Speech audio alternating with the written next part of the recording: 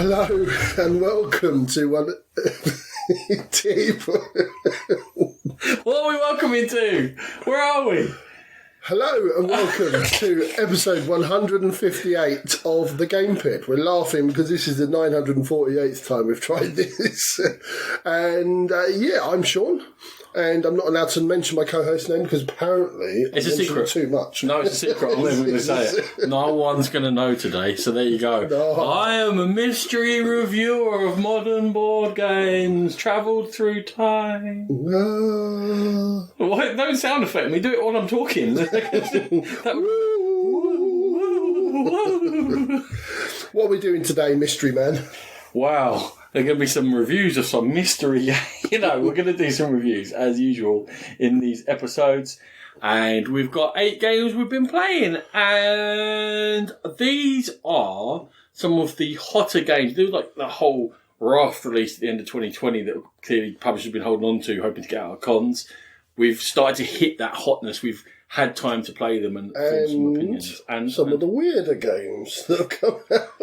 That may also be true. Don't pick on my games. I'm thinking about one of mine as well. What's my word, Sean? What's my word for the week? Situational. Situational. That might come up more than once in my review.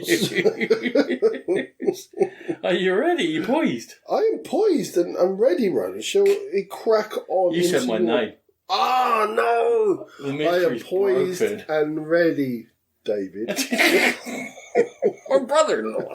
Richard. My second name? Hello. That's why I chose Richard. All right, David. Oh, because it's your second name. Oh, that took me a while to get that. Right, Sean David. Where should we go? Off at your first review, please. Marvellous. Oh, we should probably mention we're going to talk about Kickstarters and games that have come and gone at the end of these 8 reviews, because you got confused. In the first one, I decided to flip it on his head, and Ronan just couldn't live. The flip reverse it. He couldn't live with that live shenanigans. No, and thank you for allowing me to get some Blazing Squad on the podcast, because it's not often I can. But the only thing about them is that they're a squad. Are they a squad? Yeah, and the other thing about them, they're blazing. Are they blazing? Oh, wicked, it's good to know. It's good to know. Do you know what else is blazing? I don't know if it is, but I'll segue in. God, what's blazing? Kingdom Rush Rift in Time. Oh, that's a terrible thing. Well, Kingdom Rush is in the hotness for the standalone sequel. It's on Kickstarter. Right now. It is. So this is the one that came out in 2020, and Kingdom Rush, I've got the name written on another page, we'll get to it later. The other Kingdom Rush game is on Kickstarter. So, they might like the sound of what you hear, you might not. Let's see what I'm going to say. It's designed by Helena Hope, Senfung Lim, Jesse Wright. It's for 1 to 4 players, about 90 minutes per game, although it is a campaign game, so you can string games together if you want to. And it's published by Lucky Duck Games. So Kingdom Rush Rift in Time, I'm just going to call it Kingdom Rush for now. Let's do that. This is the one that's available. It's a tower defense game, and it's based on the very successful app Kingdom Rush. Mm-hmm. Sean, any experience with the app of Kingdom Rush itself? Absolutely none. I kind of felt like you were going to say that. I've said it umpteen times. Mixed about 12 things together there. I'm not a big tower defence type of guy. And yet you are a big tower. I am. So I'm bored of defending myself in solidarity with your fellow gargantuans. I'm forever being pillaged and attacked. I can't tell them. This is evidence. We had a deal. So I'd never played Kingdom Rush either. So I downloaded it for the sake of being a good reviewer. Aren't you the diligent... Keep talking. Tell me how good I am. Not very. Okay, I got it on the Switch. And I was really enjoying playing it. We're talking about the app for 2 seconds here. It's a tower defense game. You've got to be really active with your hero. So you're building the towers, there's waves of enemies, but you actually are active with a hero, and you've got to use your hero around the place to actually attack. So you're actually doing stuff at the same time. Right, yeah. But it had an annoying thing. I would like to do each level perfect before I move on. Yeah. You can't. Because you earn in-game currency that gives you unlocks that makes your towers better and stuff. Right. So you can only complete each level to a certain level because you just haven't got powerful enough stuff, and you've got to play through and do it 1-star success, then go back and improve your 2 stars to a 3-star success. And it's got that false equivocance where you can't be very good at it until you've played it more and failed, and then it's not my favourite thing. so it doesn't sit in well with your OCD. Yeah, completely. You know that. It's, when I'm 3 stars, I'm not going to mission 4. I'm not doing it. But yeah, so there you go. Right, that's about the app. Loads of fun. I didn't really like the system that they implemented. Similarly to the app, in Kingdom Rush Rift in Time, the board game, you control a hero. Each player gets a hero. Each of the heroes have got different powers that they're going to use in order to defend, basically, a map. And they've got health, which they have to protect. Otherwise, if you lose all your health, you're not out of the game, but you're knocked out for a while, and it can take you time to come back. And you're going to be moving your hero around what is, and it does get slightly bigger through the campaign, but a very small board, Sean. Yep. And that starts off with, in terms of a tower defense game and an app, you think it might be quite expansive in a campaign game. I was kind of expecting playing on a big map, and each time you play more and more towers and more area. But this is all very small and limited and very spatial. There's only a few spaces in play at any one time. Mm-hmm. True. I expected it to be a lot bigger, Ronan. When it was laid out, said the actress to the bishop. So when it was laid out on the table, there was loads of components everywhere, but the actual game space was quite small in comparison. So there's loads of bits and pieces everywhere on the table because you left it out, and I made you a nice little message, abusive message. You on the did table. In the polyominoes. We're going to get to them. I expected it to be a lot bigger and Stop grander. breaking into my house, by the way. Stop breaking into my house. Ah, sorry. Right. I couldn't help it. So, you look at it and you're like, okay, this isn't as big as I thought it was going to be. What's the catch? So, there are waves of enemies, as normal, as you'd expect, and they come on cards on trays that move down these short paths, and they move 1 or 2, depending on how quick they are. And it's semi-random, so for each scenario, it tells you to pick certain cards out of certain levels and certain colours. Mm-hmm. But there's not that many. When they come out, what these cards have got are, there will be a grid, and there'll be squares on there, and enemies will be covering 1 or more of the squares in the grid, but the whole grid won't be covered. And this is where we're talking about the polyominoes comes in, because via the use of your hero's powers, or the different towers you can build, as you'd expect in a tower defense game, there is an economy going on where when you kill monsters, you earn crystals, you can spend them to buy towers. When the towers go out, what they do is they shoot in particular directions and in particular configurations, polyominoes. Yes. And via the use of your hero's powers and the towers that you've chosen to build and the direction they're going in, you're going to try and use these polyominoes for each of these cards of enemies to try and cover all the enemies on each card. It's only once all of the enemies on a card are covered that is defeated. Now, what that brings to me, Sean, is this spatial aspect is multi-layered and at the real heart of Kingdom Rush. Where your hero is, in terms of their location on the board, is where they can affect. The enemies, the layout of the enemies and the roads, and then also how you use the polyominoes from the towers. Yeah. And they're all... You're doing a spatial puzzle, but there's many aspects getting pulled together to do this. Yeah, and that also feeds into what polyominoes you get from the towers, because you can upgrade the towers and you can get better polyominoes that are better suited to tackling the issues. But it certainly is, I think, at its heart. Well, at its heart, it's a tower defense game because that's what you're doing. The baddies are moving through a channel, and you set your towers up to defend them. But then I think, almost equally, it's the polyominoes game as well. Because most tower defense games, you'd be like, oh, this does 2 damage, or this does fire, and you're looking at where the towers shoot, not how they shoot. Yeah. And how they're hitting things doesn't often come into play. So they've chosen a very interesting way of doing it. They've done that, I think, so when you upgrade a tower in a computer game, it will go from shooting bullets to shooting lasers or something, or shooting laser bullets, or fireballs or something. So to replicate the increased power, they had to think of a way of doing it. And this is I just haven't seen it done like this before. No. I think they've done it very cleverly in terms of that tower is now upgraded. And the hero's powers and stuff like that. I'm saying you generally create tiles to play. What Sean's talking about there is that you start with a certain number of towers. You can buy them with crystals you earn by defeating enemies. But there's 2 things you can do with towers on your turn. You can either put them into play in order to defeat the enemies that are on play. And you have to defeat enemies quickly as they come in. You can't let them run and get them later because it's such a small map. And they will push each other along. And very quickly they'll fall off the end. Mm-hmm. As each enemy falls off the end, any enemies that are alive left on the card will damage the kingdom. Too much damage to the kingdom and you're dead. Mm-hmm. There are also different types of enemies quickly. The ones that make them go quicker, ones that will heal all the damage on there. There are large enemies that you have to cover all at once and stuff. Right, anyway.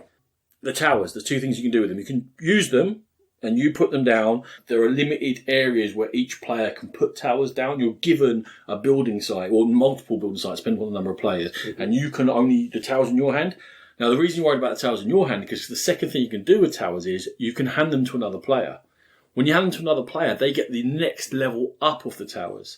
And when you're playing the start, there's 3 levels of towers, and you need to get up to the second and third level. But then you can get to the 4th level in certain scenarios as well, or quite quickly actually. And there's a real pull there on how many do I need to shoot right now to take these out so we don't lose, but how many can I possibly hold back to upgrade, because that is definitely the best thing to do long term. That's one of the 2 main ways that makes it a cooperative game. And not I've got that written down. Have you now? Yeah. And not just, well, you shoot the ones coming in from your side and I shoot the ones coming in from my side. So you've got that way where you have to sort of look at each other's got, discuss, well, I could really use this, and then work it so that that person gets the card so that they can upgrade that particular type of tower. And the other way is obviously working out who's going to shoot what part of what enemy and who's not going to shoot and let them go. And you've got that part of the cooperativeness of the system. Good word. There's no such thing as an alpha player problem in a game, but this gets could get close. I can see it being tempting for one person to solve the puzzle themselves and be like, you use that tower, use your hero there, I'll use this tower here, and it's done. Isn't that the same for anything like this? But I think this is a bit, because there's one puzzle and there's often not that many solutions to it. Someone might click first. It's obvious you need to use that mage tower like that because that will cover that. Then I can use this power here and then we've killed it. And sometimes you have to wait for the other person to get to where you know they're going to have to get to. And if they don't get there, you're going to have to go, look, mate, I understand what you're saying. But if you just put that there and I put this here, then we'll kill it. And it's, oh yeah, that's a better solution. There is a solution to this one. True, yeah. Because once you've got the puzzle out for the round, it doesn't randomise from there. No, you're right. Yeah, there's no dice rolling, or there's no sort of flip of a card that's going to change how things are in the middle of the game. So, yeah. I remember. I like the game that's sort of the opposite of this is like the dwarves. I've talked about dwarves before, where things can go in multiple directions, so there isn't a correct way to solve the dwarves. Now you can have opinions, but it's very hard to have an alpha player in the dwarves. But yeah, you're right. I think I didn't think about it being a problem or potentially a problem. I think it's because I played it solo before I taught anyone, so I was sitting there used to solving the whole thing. Yeah, and then I was like, and I was deliberately telling myself, don't be overbearing, relax, take it easy, let people take their time. But that's the conundrum, isn't it? Is that I see it.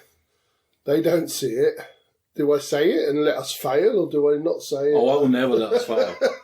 I might tell you to think about your choices and come back with better ones.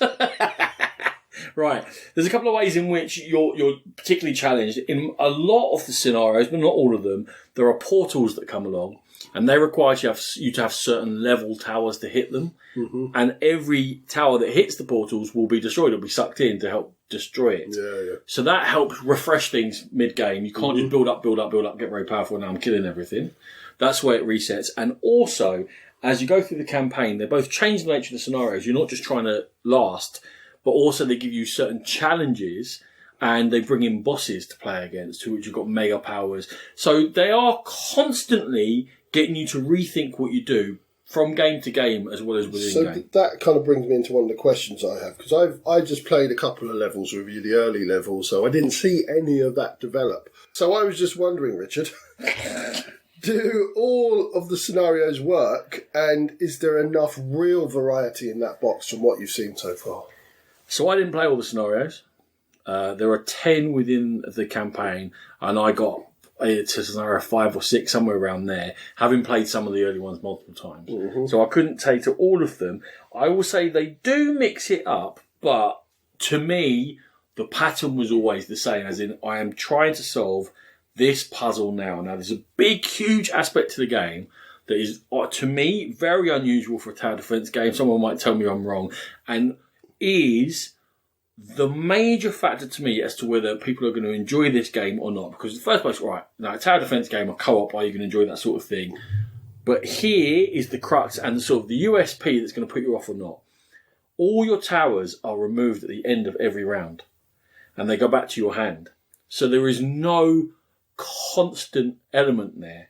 So when you build something up or put a tower in a really good position, it doesn't matter. It will come back to your hand. So it is very, very tactical. And you are having to deal with just the puzzle in front of you at the beginning of every single round of the game. The sense of progression comes from getting better towers, but they'll get killed by the portal. Mm-hmm. So you are constantly resetting, and you're going to have to enjoy the fact that this puzzle will be completely different next round, and then completely different, and then completely different. So that's, for me, when I did like tower defence games, and when I did find it, was when I felt super powerful, and I felt like I was growing. You are.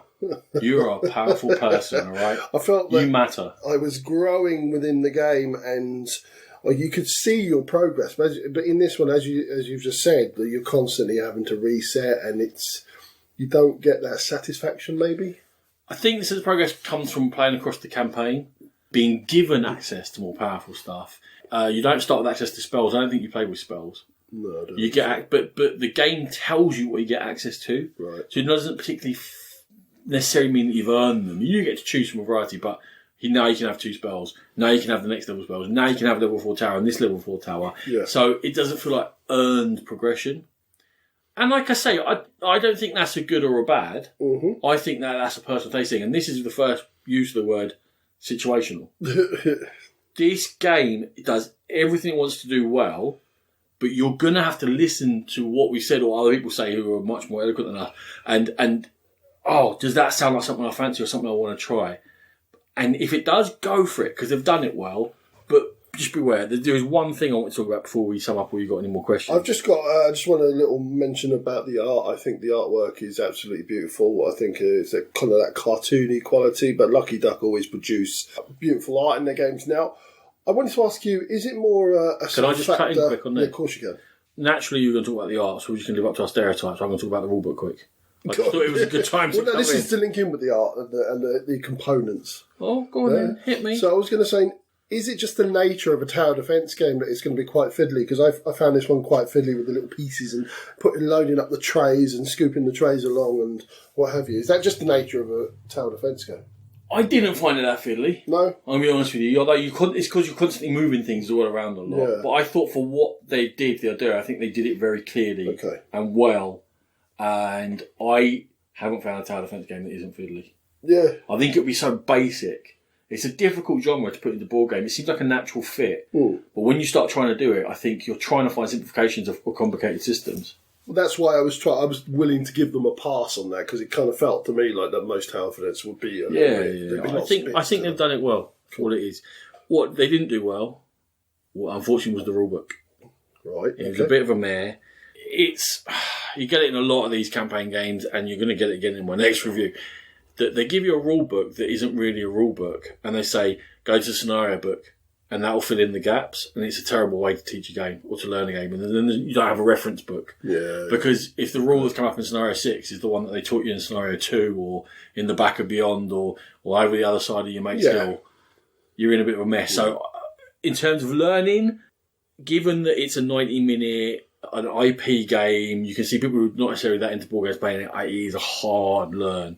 You're going to want to watch a video, really, to get your head around just a few of the details and bits and bobs and how exactly is that. Even setting up your first deck and stuff, it's not always clear what you're supposed to be doing. So that one, I think, needs a bit of improvement. Hopefully the next Kingdom Rush has got a better one. Any final questions or thoughts, Sean, before I sum up on Kingdom Rush Rift in Time?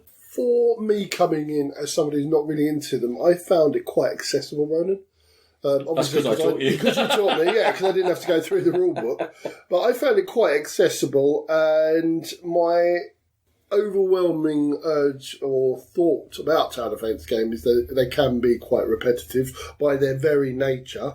And it's one of the reasons I don't particularly like them, because I get bored of doing the same thing over and over again. Now, I know this is variants of the same thing, and the puzzle changed slightly. So it was never going to be exactly for me. But as a new person coming in, I thought it was actually quite entertaining. I quite liked the plays that we had. I did feel the sort of cooperation, having to go around the table. I didn't really think about. You probably did guide me quite a lot in the games that we had. No, no, you wouldn't really like that. But I suppose a little question to you before you sum up is: who's it for? Is it for newbies into tower defence, or is it for seasoned players of tower defence games? I think it can be for both. I think that season ones are going to have to get on board with that funny lack of progression and the reset every time. And that is going to be the main factor for them. For newbies, they're going to have to be patient because I think they'll find it quite tough, especially initially. If you have a bit of experience in patchwork and stuff like that, it's going to be a lot easier. Because if you've got that polyomino thing in your head, then I think it's much easier to find the solutions. I think if there's 4 of you sitting there and you haven't played a polyomino game before, you're going to be there a long time. And that feeds a bit into my summing up, to be honest with you, because I found that in the game you talk more than you actually do. You sit there and the puzzle comes out, you look at what you've got in front of you, you look at whoever else has got in front of them, and then you start talking. And you probably go through 20 different ways of dealing with something before you all come to an agreement and go, right, that's what we're doing. Yeah. And we'll go with it. So, I don't mind that at all. You might be surprised to hear I quite like talking. But it's something to be aware of. So what they've done is, to me, they've tried to capture the very fast pace of the app. They've tried to do that without making it a real-time game, which I think Sean's going to appreciate and other people will. But they've done that by making it quick puzzle, quick puzzle, quick puzzle, quick puzzle. And though they're quick puzzles, they don't last long. You'll be chatting about them for a while, and it's quite hard to find the optimum solution. So the pacing is, the game goes quickly, you guys go slowly. The game goes quickly, you guys slowly. In a real-time game, it's the game goes slowly, you guys go quickly. Yeah. So it's a very interesting way they've reversed the pacing and the structure of how to do a co-op game like this, but still have something that feels quick within it. So I really admire the attempt. I think it's a very good game. I don't think it's going to be for everyone. And basically, have a listen. If it tickles you, go for it, because it's a quality production and a quality game, and your brain really will be stretched by it. And that is Kingdom Rush Rift in Time. Beautiful. So, another one right up there in the hotness over the holiday period and into January and February is the Lost Ruins of Arnak. Playing 1 to 4 players, designed by Min and Elwyn. I had to do a little bit of research. Apparently they are a husband and wife team called Michael and Michaela. That's nice. There you go. And it's coming from CGE. So what is Lost Ruins of Arnak? Well, you are explorers and you've found traces of a lost civilization, and you are going in there exploring it, looking for artifacts and just generally seeing what you can find. It's on the island of Arnak. On the island of Arnak. Not a real island. It's a real Indiana Jones feel to this, the setup and the way they've worked the world. So what this game does is it combines worker placement and deck building. So the cards themselves have multi-use, and there's an icon that allows the worker placement. And there's also powers on the cards and resource collection on the cards.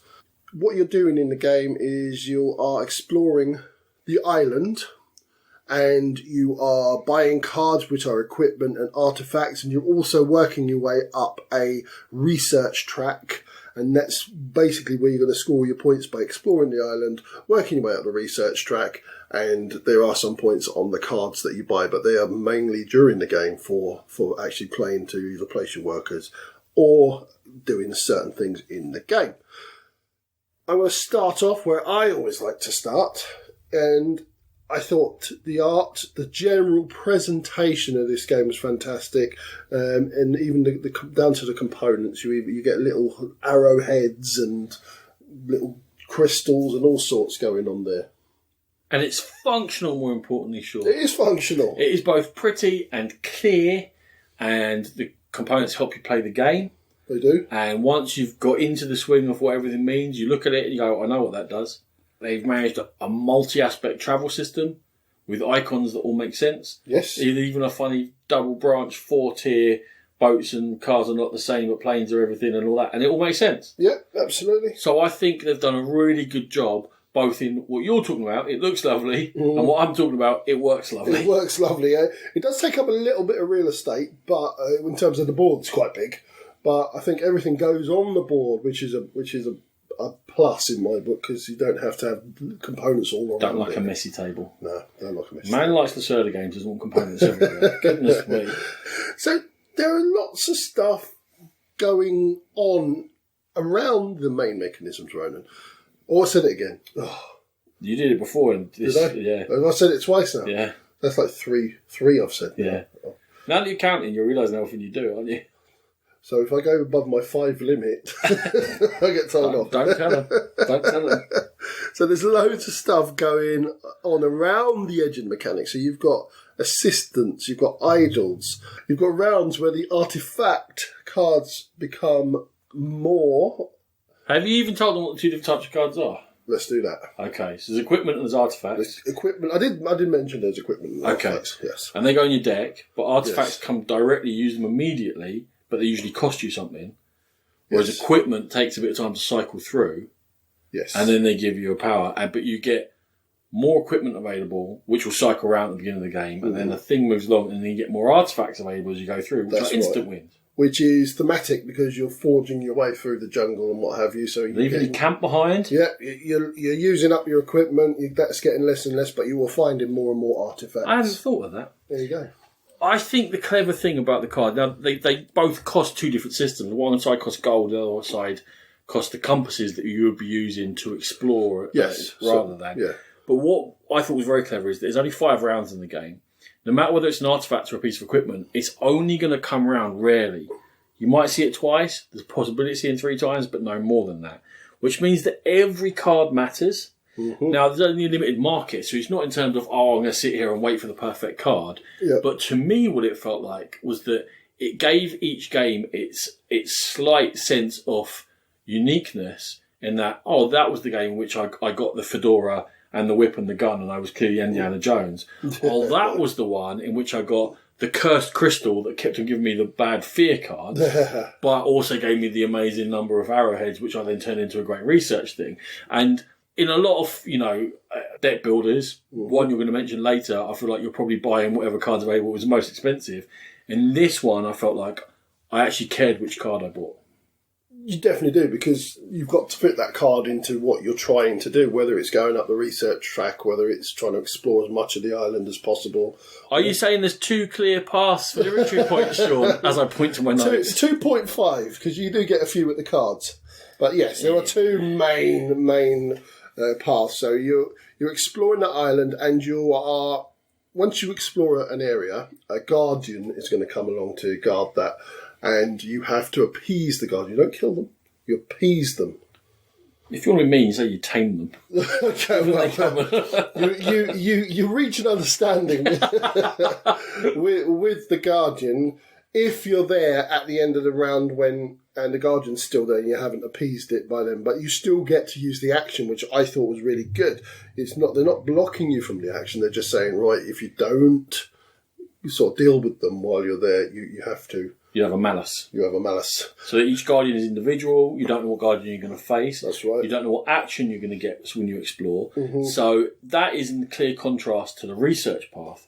Because the research path, everything's laid out. There are tiers that you go up. You get rewards. You've got 2 icons, or 2 pieces that you move up. One has to be always ahead of the other one. As you move up, your first one will give you a certain reward. Your second one will give you a second reward. But you can see what the rewards are. You can see what the costs are. And you can plan your path out. That is the Eurogamer side of the board. It is. If you're a Eurogamer, play that. If you're a explorer, experienced, thematic, go and shoot the Guardian, get a random action, you don't know what it's going to be, and then work out what you can do with the things you just again, they've thought about all these things and they've made them thematic, because obviously exploring is a journey into the unknown. And research, you know what you're reaching for. So I think that was also very, very well done in a thematic sense. It's everything for everyone. It is. Now, resources in this game, Ronan. I did it again! I do say it a lot, don't I? You do, really do. Yeah. This is you trying not to say it. I know. I think you're just going to have to live with it. No, I've got to edit it.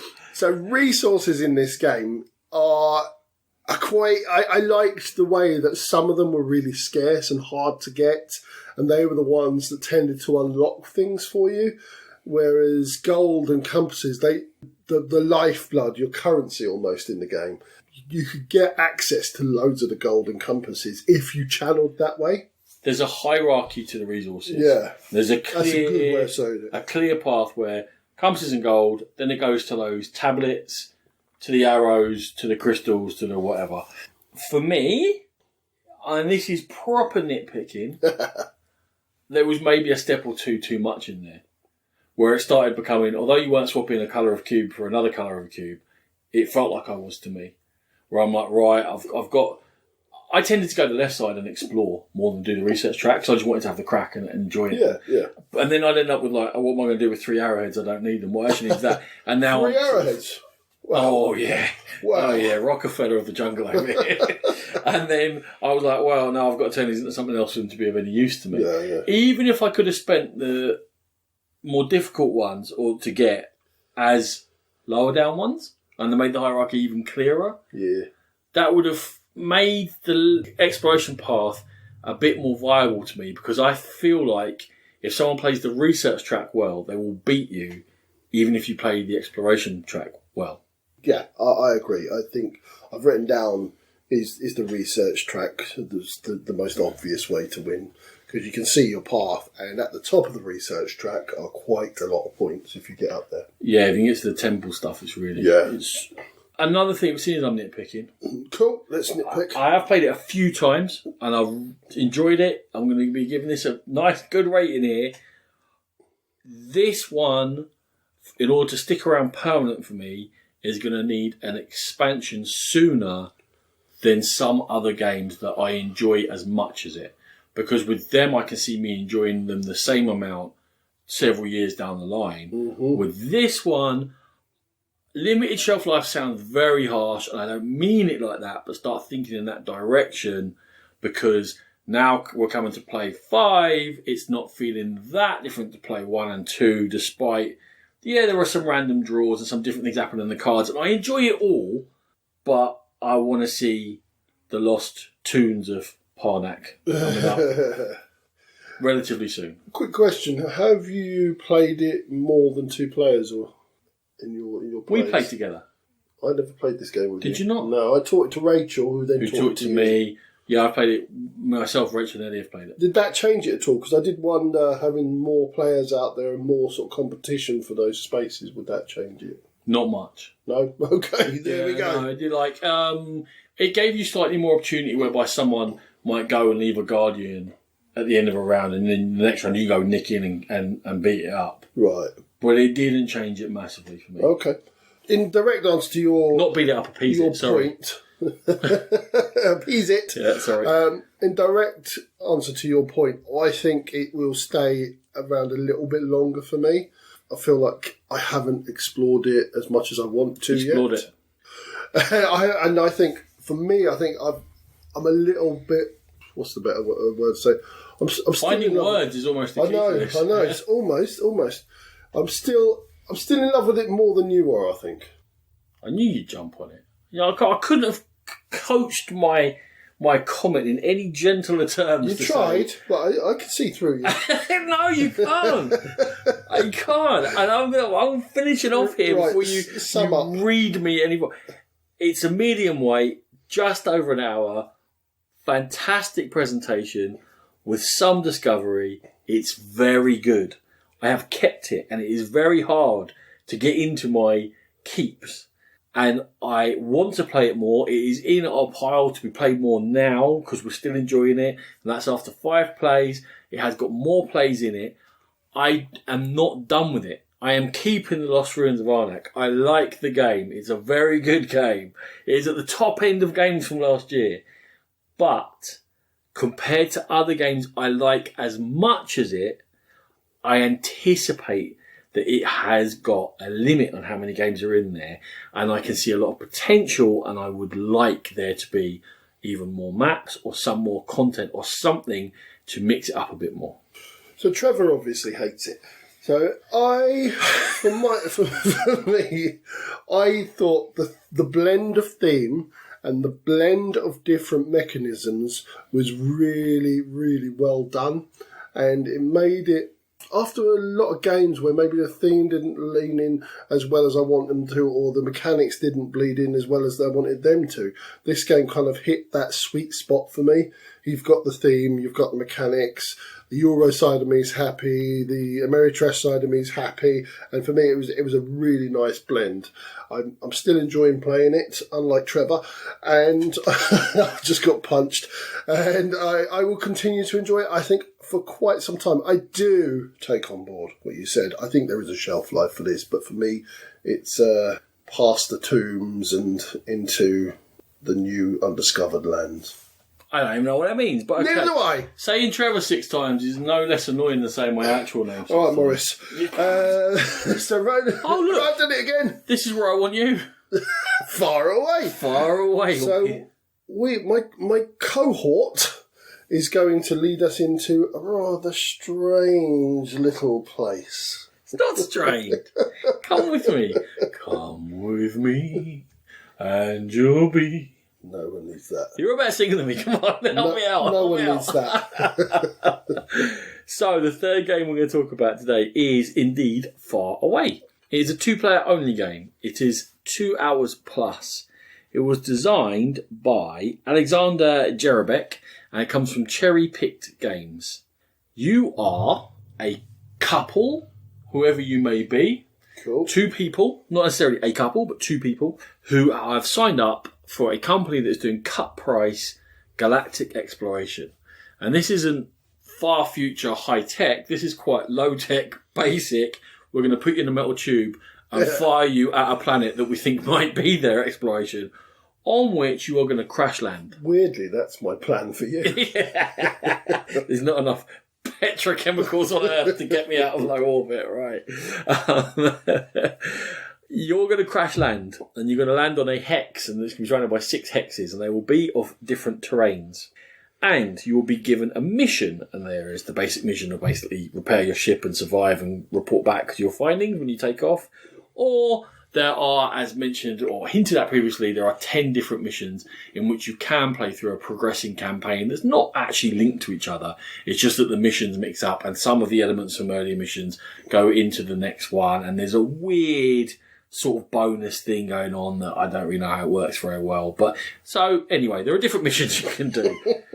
Key to all of this is that you are going to, from your start hex with your crash site, you're going to be exploring, getting more hexes into play. You're going to be looking for the different resources in the game. You're going to be collecting, harvesting and running those different resources in order to build different facilities. You definitely always have to repair your ship. And also, once you've built facilities, start building up equipment in order to do whatever your mission may be. And it may be to build certain buildings. It may be to find a cure to an issue. It might be to explore what's going on this planet.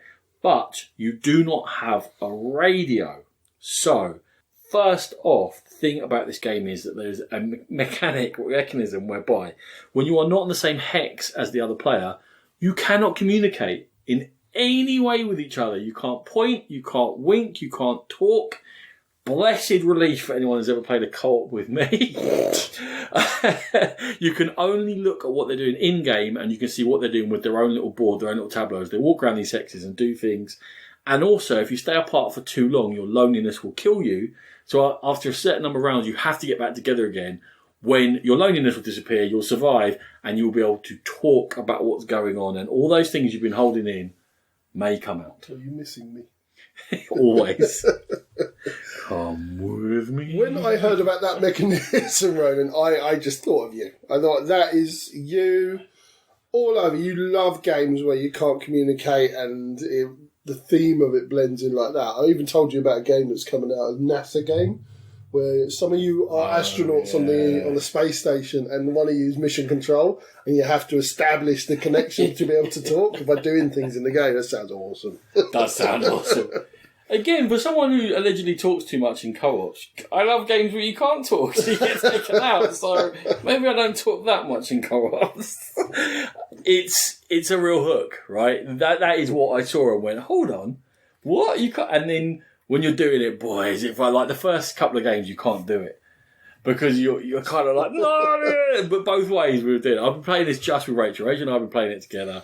And and it's a real challenge. And also, to be honest, the rule book is pretty terrible, so we had to have like short questions to each other anyway. I've just got this. I've not played this with you guys because the short time that we have together when I'm staying over, we just didn't have time to learn it and really get into it. So, but I've got in my head this vision of you moving into the same spot as Rachel and just, why didn't you do this? Why didn't you do that? You needed to do Yeah, and 90% of the time her going, because of this, because of that, why didn't you do that? And then me going, oh yeah, actually it is me the idiot. Yeah. You're playing better than me, I'm going to be quiet now. Okay, here's the second hook. Yeah. It all sounds very Euro. You're on there, there's different terrains, they produce different resources, you've got to build something, blah, blah, blah, blah. Every planet you land on is a unique dynamic system in which there are 8 different types of wildlife that can turn up. These wildlife are going to be more sedentary, they'll be den, or they can be wandering ones. And then you do a random draw from a deck, and then you get these chits, and you fill them in, and they are then going to start populating the board, and they will come out again and again and breed. Each of these adult creatures has a picture and a descriptive and a set of icons that gives you an outline of what sort of creature they are. And then half your time at least is going to be spent playing the role of those creatures and reading the description of them and looking at what their base drives are and what food they're looking for and how they generally react to what's around them. And then you're going to be deciding what these creatures are going to do as them. That's going to be my first main question to you, Ronan, and that seems to be the biggest bone of contention in all the reviews and comments. Some people love that, and some people hate it. It is black and white.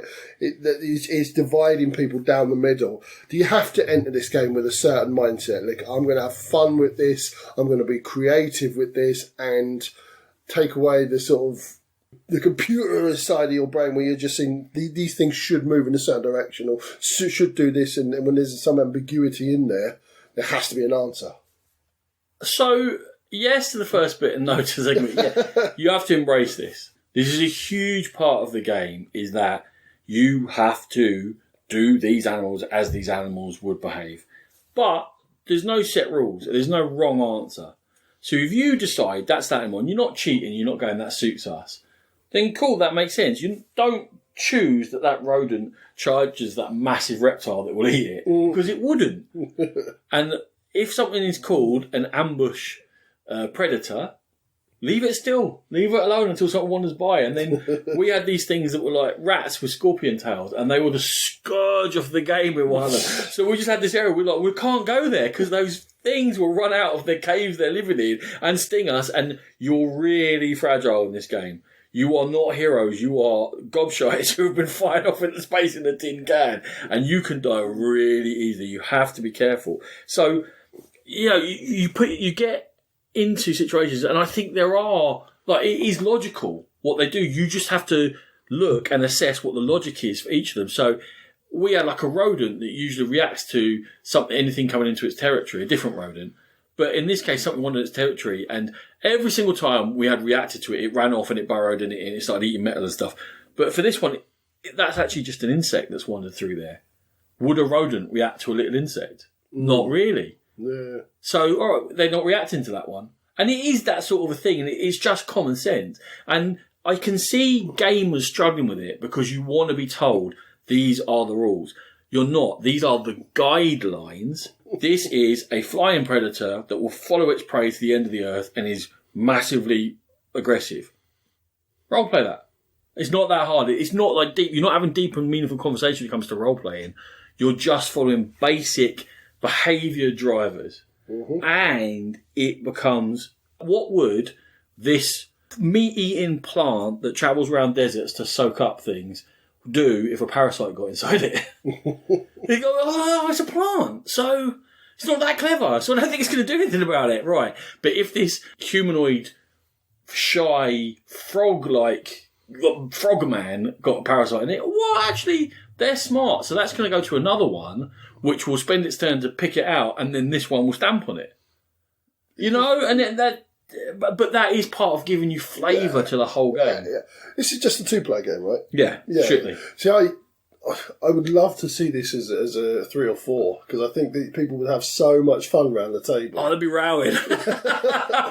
Because actually, to be honest, half the time when you get together, you're questioning because you take control of half the animals each. Right. And so when it comes to that turn, if you're next to you can't say anything, and they just move and they'll eat or they'll take damage or they go out, and you're like, why would you move that and that? Why would it go that way? And the other person will be like, because that rodent was within its range and it says that it particularly likes that, and that thing leaves a smell. So I was like, it's going to go towards that smell. And you're like, oh yeah, well, I hadn't thought of that. Another valid right answer, but yeah. So it's not just what you're doing, but you've also got ways of interacting that you can domesticate animals, put them to work for you, or you can use their behaviours. So there was one animal is like a sort of, I don't know, a piggy sort of a thing. But what it liked to do is go and collect resources and bring it to the nearest big creature and try and give it to them. And if that big creature didn't accept it, it would attack. It would go mental. So for us, it was really handy to have them on the board, because they'd keep bringing us stuff and we'd accept it, but it would take it 1 year out, like, yeah, your turn. Oh, yeah, well, thank you very much. We sort of felt like we're going, thank you, and it would run off and get another one. But then what would happen is, like, say, a wandering carnivore would come into play, and suddenly it would appear next to all the pigs, and you're like, oh no, all the pigs are going to die! And you see this little piggy going up with this little resource to this carnivore, and the carnivore, like, just ignoring it, and the pig attacks it, and then the carnivore just, boom! You're like, oh no, why? Why, piggies? No. And then the next one will just flock into its doom. And at what point would those animals learn that creature is dangerous and stuff like that? Anyway, it is pretty especially funny. because you're intrinsically linked to pigs. Yeah, definitely. Deeply. So every planet feels different. Yes. And each combination creates stories. And it's not just the stories and what you're trying to do. Because actually what you're trying to do is usually quite basic. It's made difficult by what's going on around you. And they actually said in the rulebook, you're not the centre of this story. This planet was here before you. It will be here after you. These animals are not just reacting to you. They have their own. They react to each other as much as they react to you. Yes, but what it does force is sudden changes in the situation and sudden changes in behaviour where you think everything's predictable. I'm going to go off. I'm going to do this. I'm going to do that because you've talked to each other, and then suddenly like, oh no, that's happening. What are we going to do? But you can't talk to each other, and it does become very funny. And like I say, you are fragile, and within that, it creates funny situations. But within the game itself and the rulebook and the setting, there's loads and loads of humour. And you are treated as a throwaway. And it's completely through that. Like, yeah, we could have sent you med kit, but that would have cost money, so we didn't. And there's that sort of thing, but it's much funnier than that and much cleverer done than I can do it credit for. So, I think we're getting a feeling for what your impression of this is, Ron. Just before you do go into your last points or your wrapping up of the game, upkeep. Is there a lot of upkeep to this? Is it manageable? Does it take away from the game? The game itself is really simple. Really simple. Mechanically, it's whether you consider that movement of the animals to be upkeep or a big part of the fun. And if you see it as upkeep and it's a chore and you just want to get on with Euroing your mission and getting it done as efficiently as possible, there's loads of upkeep. If you see it as this is part of creating the story, there's very little upkeep. Cool. All right. I looked at it. In my eyes, it could lose a graphical and component overhaul. How did you find it? You're not as bothered by these sort of things as I am. It is small budget. Yeah. It feels small budget. The artwork, the only real artwork in it really is for the creatures, and it's all sort of pencil drawings and beige. And the rulebook feels like it could have done with a proper editor, but probably don't have the money for that. There's not even a proper contents list with pictures, so you're kind of struggling to work out what's what, especially the fact that you've got to split the contents up because each mission has certain contents that are only for that mission, but working that out was a bit of a pain in the backside. So in terms of looks and content and rulebook, it feels like it's from a small publisher. You know, almost sort of homegrown sort of thing. So you do feel that, and component and graphical upgrade wouldn't harm it, but there's nothing, to me, it's all playable and it all works and it's all clear. So despite the fact it's plain cards with a bit of writing on it, I don't mind that. But I can see that if components are looking pretty is important to you, this is not going to grab you on that front. So, Ignatius, what's your summing up of the game? Far Away is brilliant. It's funny. It's frustrating. It creates a lot of those moments we talked about where you suddenly go, oh, hold on. am I the one being an idiot here when you're trying to meet up with the person but they're moving in a different way to you? And you're like, hold on. But no, this is what... No, why is she moving? And then you go, well, why? Because that thing's about to eat you. Oh, yeah, oh my God. That's going to happen to... It feels like the whole system's alive. It takes patience. It takes patience to learn. It takes patience to play. Each play does take a long time. 2 hours would be the minimum. It can take a lot longer than that. And also it can take a lot longer than that. And suddenly you can die because of the fragility of your character. And it doesn't take much to kill you at all.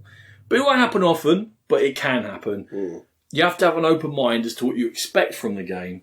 But I do recommend playing it because it is unique and it is really an experience. And even if you play it once and you decide it's not for me, you will have memories from that game that will last longer than memories from most of the games you play. And that is far away. Very good. So, the last game for this half, and this is the half where we tend to stack. You say that every turn, every game, every episode. Every turn, every game, every episode. This is the half that's longer. Yeah. But you say it in every single episode. So the longer half of the episode is nearly... That's what I knew what you were going to say. Is nearly full. And we're going to finish with another one from the hotness. And it is Dwellings of Eldervale, or Elverdale, as I keep calling it. That is the first time you've said that name right. Plays 1 to 5 players, designed by Luke Laurie. Now, funnily enough, Luke Laurie, I looked him up. I hadn't heard the name before, but he has done Manhattan Project Energy Empire, which was very, very well received. But got lost in the swamp of Manhattan Project. And one of the latest ones that people are raving about, Whistle Mountain. Is it Whistle Stop or is it the Rocky Mountain expansion for Whistle Stop? It's Whistle Mountain. It's neither of those, is it? It's neither of those. But it's it looks Whistle Mountain. Similar. And it's supposed to be very good. Breaking Games are the publishers that bring this to us. So, in Dwellings of Eldervale, we are factions returning to Eldervale itself to re-establish ourselves in the land because there was a cataclysmic event and everyone got driven out. So we're now trying to establish ourselves as the dominant peoples of the land, or creatures as it may be. So it is a worker placement, area control, engine building game. Generally, you're going to place your workers to either do the action on the tile or gather resources. You can also battle monsters that are going to be roaming around the plains, or you can battle other players if you go into the same space as them. And why you're doing all of this is you're going to be trying to build dwellings which are going to add to your sort of area control and give you points for the type of place you build on at the end of the game, and add cards to your tableau which are going to give you extra powers and extra worker placement spaces. You're influencing the world players to explore the lands. Different workers have different powers, and each faction has different powers on top of that. The only thing in addition to that is you can use magic cards to boost or do things or score points at the end of the game.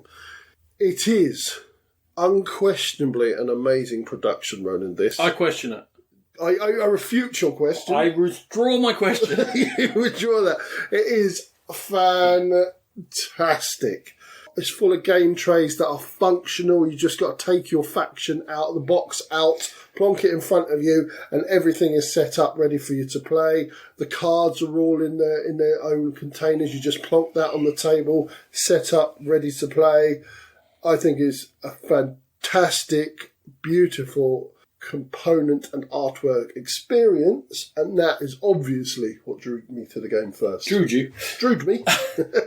So, unlike, I think, some people, game trays doesn't necessarily attract me to a game, but when they're done like this, they do. Because as you said, they're functional, and they lay things out, and they help you with the rules, and they help you understand what's going on, and there's little dibby-dobbers to show you how expensive things are. And in terms of production, Sean, this is through the roof. And I got the basic one. I got the cheap basic, no standees, no miniatures, no roaring bases, and even then it's a fantastic production. Oh, I so want the roaring bases. Yeah, but really why? It's just one of those things. Mike Delisio summed it up. He said, "This is the most superfluous thing I've ever seen in a board game. Absolutely do not need this in a game. I will never play without them." Okay, and tell me also what he said. So there's sound bases for the monsters in the game, which, first of all, the monsters are almost a throwaway aspect when I thought they were going to be central to the whole thing. But he also said all the roars are all the same. Oh, did he? Yeah. They all go, Oh, still.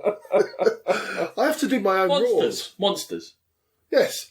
I thought there's a monster for each of the factions, and you don't play all the factions in the game unless you're playing with low people. You have to have 6. I don't think you can. But can you play with 6 players? You can play with 6 players. You could have all the factions. 1 to 5. No, 1 to 5. Is it? That's what I wrote down. Well, okay, I'll shut up.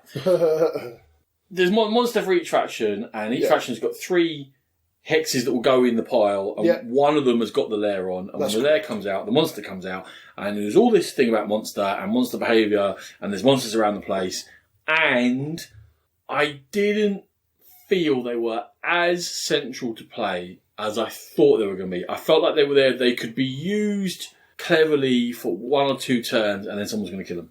Absolutely. They can hang around, depending on where they land and whether people want to go on and take them on if they've got that if they've got their powerful creatures out. So when you do battle in this game, you get more dice for your more powerful workers. Your dragon gives you 3 dice, your warrior gives you 2, and the wizard might give you a different power. But as I said, every faction's different, and you can get little tweaks on that as well. So the one that comes out early, you might not necessarily want to dive in with just your basic workers and fire. So that might hang around a little bit. But what I did find, Ronan, and you hinted at it, was that you can really manipulate them. In some of them, you've got the whirlwind one, which drags other people into a fight. And if you can tempt that whirlwind towards a certain point and drag everybody else into the fight where you have got the dominant force, you can score yourself a lot of points and really hinder their progress in the game. And you can also tame a monster and make it one of your workers, which can be quite powerful in the game as well. Well, there's many points within that sentence. There is. It's a big sentence. So I'm going to unpick it a little bit. So in this, where you've got these dudes going out and there's all this talk of combat and you can earn a few points. I don't think you can earn a lot of points from that glory track, to be honest with you, while winning. You can earn a few edges, but there's not a lot of points on there. But anyway, again, combat, from when I first approached it thinking this is going to be really important, it's going to be really thematic and these big fights are going to matter, is much more about spatial manipulation. Yes. And making areas available to you or not available to you or other people than it is about the actual combat itself. Because when you have a combat, whoever wins moves up 1 on the glory track and they get a small bonus, maximum is like 3 points, something like that. Yeah. Whoever loses, all their things that they've lost, and they all will go to the underworld, they'll get a sword each for each of them, so they do get a little bonus, but what they can't do is, when they withdraw workers, they can't put them on their cards and activate their powers. Yes. But it's not that bad a penalty, because you're getting a sword anyway, which hopefully you can turn it into something else or use. So, in terms of the monsters, and you mentioned it with the whirlwind, and in terms of the combat, I find that it's much more about making areas available on the board than it is about the actual feeling of... It doesn't feel like combat. I agree. And I'll get to that towards the end. It's actually an element I appreciate in the game. I like that it doesn't feel like you've been absolutely destroyed if you've lost in a dice roll in the combat, which is because you can be... Should we talk about how the dice roll works? Yeah, we do. Well, so you've got up to 6 dice that you can put into a battle. So we talked about your workers giving you different sums of dice. And so if Ronan might have a dragon and a warrior... I roll 4, you roll 5. How does it resolve? All right. I might roll 1 die and Ronan rolls all 6 of his because he's got all of his powerful units in there. I can still win that battle. If I roll a 6 and he doesn't roll a 6, it's the highest number that wins. You line them up highest number to highest number. Yeah. And whoever's got the highest number first. So if it's 5-5 and then it goes 5-4, whoever's got the 5 and the beats the 4. Yeah, true. Okay, but yeah, you gave an extreme example. I did give an extreme example. Yeah. So it does go. It goes down the order. So you've got more chance of winning with more dice. Yeah. But you can win with less or fewer. You can, which is it's worth taking a punt because you're only risking 1 dude and it can come off. Which gives it a sort of, how did that worker just kill that massive monster? But it had sort of something that's a little bit funny in there, I guess. But the whole point of combat for me was always about the result of the movement or the strategy of the effect of the movement than about the result of the fight. I agree totally. And I like the fact that didn't hurt you so much because you get swords, and swords can be used to add dice to battles. That's true. So you're actually making them stronger in the next fight by giving them swords. You're right. I agree with you. And this is... see, the thing with the combat there is, when you're using combat to block or pull workers out of the way is, the game is all about a race. And it's very much get 6 dwellings out as quick as you can. And I found that there's so much within the game that you want to create this big strategy where you put things together and you're not going to have the time. No. And you think there's going to be more areas of to build in than there are. There's a very limited number of areas to build in. And you have to race to get into them, which is why the combat and the moving workers around. Because if someone's in an area with a worker, they're set up to build there because you build dwellings by sticking a hatch, sticking a roof on a worker. So you can see where they might be intending to build, and getting them out there can be important. And with the race aspect, there's a very interesting tipping point in how you play the game because there's not long to build up. And to me, when people first start playing it, especially Euro players, they spend too long building up a strategy and an amazing tableau. And my God, if there was 5 more rounds, they'd have kicked everyone. But there isn't 5 more rounds. So, and that race aspect and the tipping point of when you've got to keep surging for points, you've got to keep going for points, is almost, again, it's like the combat, it's almost incongruous to what you think you're getting to when you start playing it. Yeah, okay, so that was that it feels grander and it feels more in depth than it actually is. You feel like this should be a massive 2-hour exploration into this world where you're slowly building up, but it isn't. It's absolutely not that. And it is the race aspect. So you've not only got the race to build your dwellings, and we haven't really talked about there's a separate board, it's the element board. And that is intrinsically linked with the cards that you bring into your tableau and where you place your dwellings on the board, because the dwellings are all the elements. Sorry, I'll say it. The hexes are linked to a particular element. So when you build a dwelling there, you get more powerful than that element. Yeah, and you're only going to use a certain amount of those elements in the game. That's the way you're going to win the game. You have to go up in the element board. You have to build your dwellings, and you have to bring cards of a certain type to build up your score. Because they multiply off each other. So yeah, dwellings are slightly more important, as in that they score immediately and then at the end of the game as well. But the cards and the dwellings at the end of the game score equally.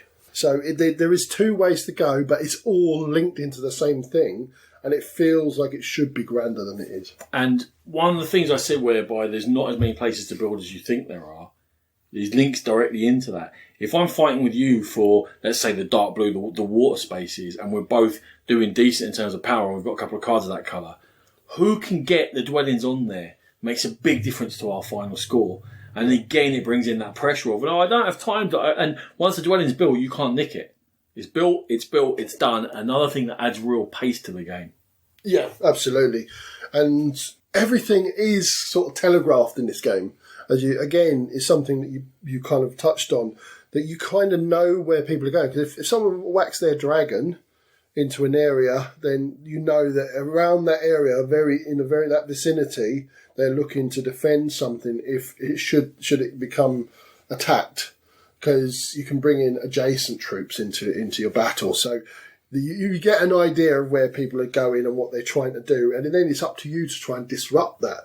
Whereas battles are quite easy for the likes of me, who doesn't like too much conflict in games. The actual usurping of people's intentions is actually quite combative. And to add to that, the level that you can work that out and see what people are intending to do, and the level of strategy in the game is directly linked to player count. Because the more players you have, the more chaos there is going on. The more people who are going up in different elements, the more elements there can be to any one battle. The more that people are doing the random stuff that will go, what is there? Why do you go there? Like you're not even building up in that element, and then suddenly they buy 2 cards of that colour and they grab it. You're like, you are building up in that element, yeah. So I think that it's a very different game, 2-player to 3-player. It's then I really enjoyed it at 3-player.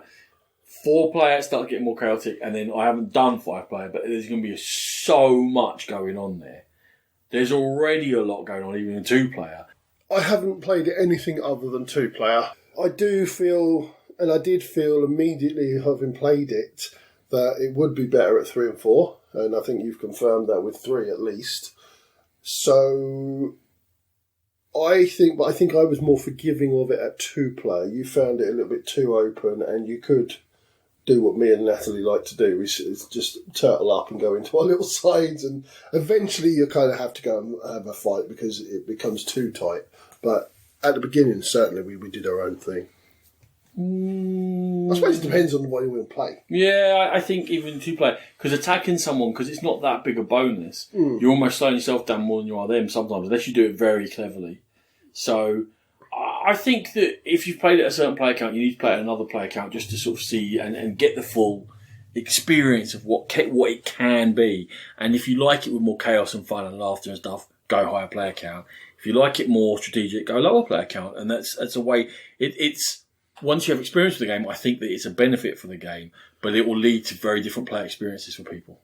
Okay, so I've run out of names. Person to my right, are you? I can live with that. What are your thoughts? Well, before we go to thoughts... Oh, we've got another point. We are very close to a Hollywood moment with this game. The Hollywood moment? A card rip. Oh. So, the most powerful unit you can have is your dragon. In combat is your dragon, which has 3 dice. The monsters will have 4, 5. Are there 6 dice monsters? I can't remember, but there's definitely 4 and 5. 4 and 5, I think. Right. There's a resource in the game called orbs. You get an orb when you get to the very top of an element track, so you're going to have to work towards that. There are also a couple of orbs available on the glory track. You have to be the first to get there, so you have to have attacked and been successful and stuff, or for at least 4 successful to get them. There are a handful of adventure cards, quest cards, or not quest cards, but adventure cards that you can take, the element cards, that require an orb to be put on them. So you have to have earned the orb, you have to have bought the card, then you can dominate a monster. And when you dominate a monster, it becomes a unit for you in all purposes. So now you have a 4, 5 dice, whatever it is, monster, that you can place down and use and utilise and take into battles, and it is a big... It's a game changer, not a dominator, but it is a big thing. There's a magic card. Everyone starts the game with 5 magic cards in their hand, and there is a space that is always in play. There's 5 ruins that are always in play on the board from the beginning of each game that give you the basic functions of upgrading your characters and getting dwellings out and stuff like that. One magic card in the game, and there's only one. Immediately, just play it for no cost. As soon as a monster moves into one of your spaces, and you dominate that monster. No cost? No cost. Wow. I've not happened across that. Rachel had it in her start hand the last game we played. So from literally the second turn of the game, she had a 5 dice monster. Did you check the FAQs on the rules with that? I checked some stuff, but no, I haven't gone fully into that. But I wonder, I've got this vague recollection that I checked that rule out, and when the monster dies, it goes away. Like monsters. Oh no, I'm talking about the monster dying going away. But she got it. Yeah, How am I going to kill a 5 roll at the beginning of the game? True, yeah. For no cost? Yeah, I see that. Yeah, for sure. It's currently hidden in the box. One day I think, I had a bad day at work. I'm going to come home and that thing's getting and thrown to the wind. Should we recap on your Hollywood moment in London and Ward? There's really no need. If a card is bad in a game, it gets ripped up and thrown away. That's it. Roland caused a lot of shock. A lot of shock. There were people crying. It really wasn't like that, was it? Stupid card in Eldritch Horror. Anyway, right. Well, you want me to sum up? Yes, please. The variety is amazing. I am looking to see whether there is a pattern to emerge from it. Part of the problem with that is all these things we've been saying is that it's not quite exactly what it appears to be. It's actually, there's a lot going on, but it's a quicker, not lighter, because there's plenty on, but a quicker game than you imagine it to be. And the strategy for it is very different to what you imagine it to be. So I'm still kind of getting used to what it's asking you to do. And I'm waiting for that pattern to emerge. Each faction plays differently. And if you utilise that faction's abilities well, you're going to do better. They are, you know, they give you the edge, and it's all about little edges I found in this game. Mm-hmm. So, I don't know. I don't know what I think about Dwellings of Eldervale, which is in some ways a good thing because I want to play it more. I'm driven to play it more. But every time I've played it, I can't guarantee you that that was a good game. It was something that definitely happened to me, and some people did some stuff, but whether the better play was rewarded or whether there was, on the other side of things, epic moments that felt very thematic, I'm not really getting either of them. So my feelings currently about Dwellings of Eldervale after 3 plays is the meme I sent you about the Masked Singer, Sean. Is it the greatest thing ever, or is it a load of old tosh? Exactly. Is it genius, or is it a load of old shit? I can't tell. But so far, it's been dazzling enough that I still want to play it. So I guess it's done its job somehow. And this game this can go anywhere in the ratings. Anywhere. By the time we get to July or whatever and do our 2020 recap, this could be top 10. It could be bottom 3. I'm going to say it's bottom 3 because you're in misery. For me, the caveat is that obviously I'm really, really taken in by the look of the game. And that's a major, major reason why I wanted to play it in the first place. Another caveat is I've only played it 2-player. So far in my Eldervale journey, I've thoroughly enjoyed the gentle element of it. Nothing feels like it's too taxing, and nothing feels like it's too punishing, but you can still sort of build up your troops and your workers, and you can still build up your tableau and give yourself extra work placement spots, which is enjoyable to me. And I tend to be that type of gamer. Leave me alone, I want to do my sort of thing. Yeah, I'll join in a battle once or twice in a game. And that it all lends itself. So when I do join in a battle, I don't get super punished. So I'm more inclined to do so. So everything about this game is like, it feels like it was almost designed for me. And my tendencies in games and the things, my little quirks and the things I like and I don't like. So far, I'm absolutely loving it. And put on top of that, the beautiful and functional nature of the components. So far for me, it's an absolute winner. And I'm looking forward to playing it with more players to see if I like it even more. I have a feeling. There are times when you have played a game a few times at home, and then you bring it, or I have it, whatever, when we play it at my table, and your face drops and your mouth opens and you're like, what? And then you start getting moody of us. You lot are horrible. You are horrible. You lot are so mean. Why can't we just play the game and enjoy ourselves? Why can't? Because we're playing to win? Because that's what, like, this is a 60, it's not, it's a 2.5 hour game. No, it's a 60-minute game that you really rush and beat the shit out of each other and then you try and win it. No, it's not. You build up your lovely little garden. What was the garden game? The garden game? Yeah, the one where we suddenly started, like, cutting you off and breaking it up, and the one you were like, this was not the same game I played with Natalie. Tango. How many cards do you go out in a game of Dwellings of Eldervale? Me, loads. I'll go for cards big time. Yeah? I don't think I've seen more than 3 or 4. I've got loads. We rushed this, but you don't have got time for going for those cards like that. I have a feeling we've played 2 very, very different games, and I'm not sure we should ever play Dwellings of Eldervale together, because I think you'll hate me. Probably. I hate you anyway. Yeah, fair enough. Well, that is the big half out of the way. Oh, yeah, you're right to say it. Yeah, because I don't say it every episode. You say it quite a lot. All right. Here comes the shorter half.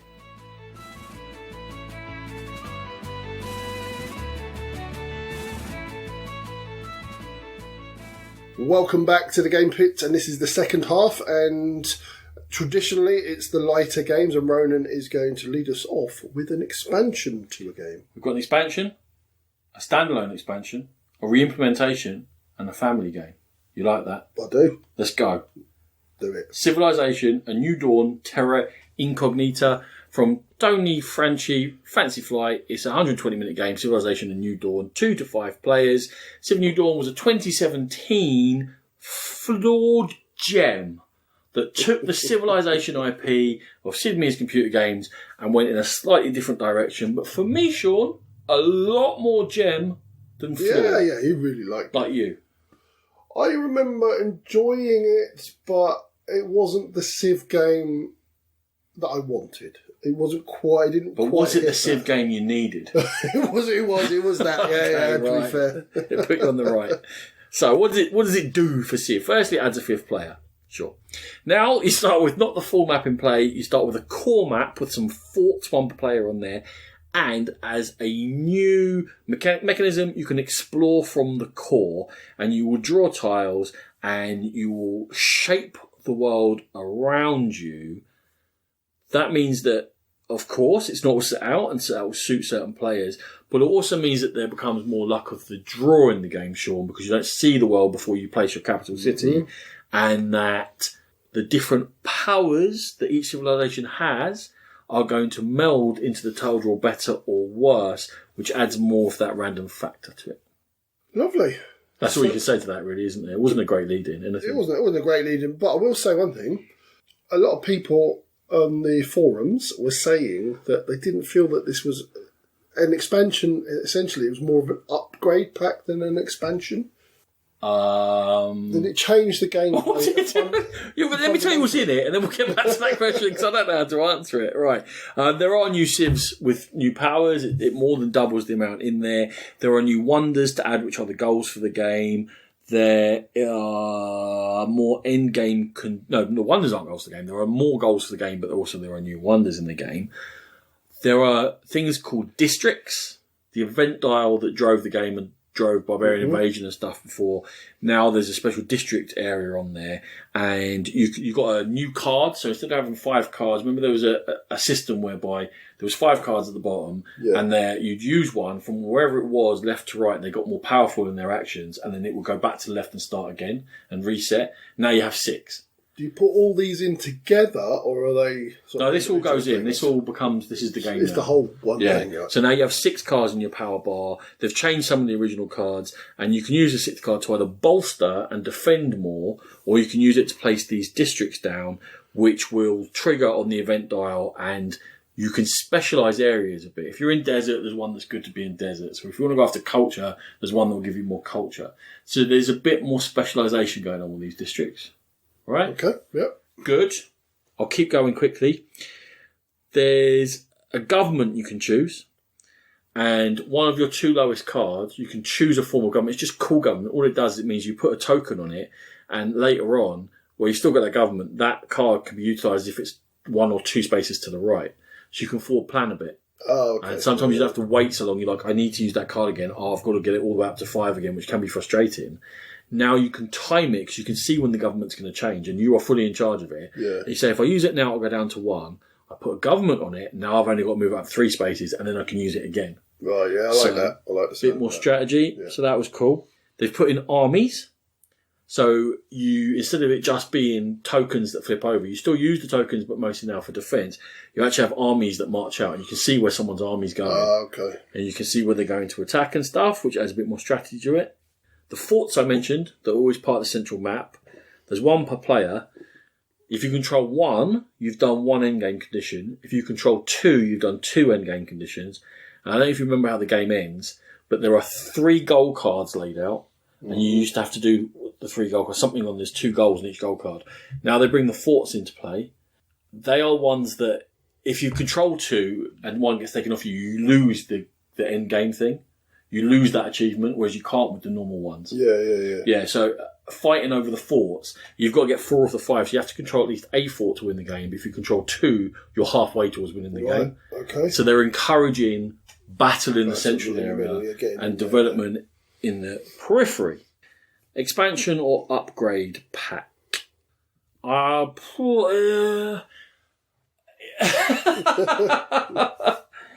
Yeah, upgrade pack. As in, there's more of the same. The differences, I think, are really going to make a difference if you've played the game a lot, because it's the subtleties of it. They're definitely pushing you more towards war and interacting with each other more, which was one of the main complaints originally. There wasn't enough interaction. You didn't have to interact in order to win. But they didn't address the biggest problem with the game for me, which was the end game conditions. I never liked them. And everyone chasing the same thing and games being samey. That's why, yes, it's coming back to me now, yeah.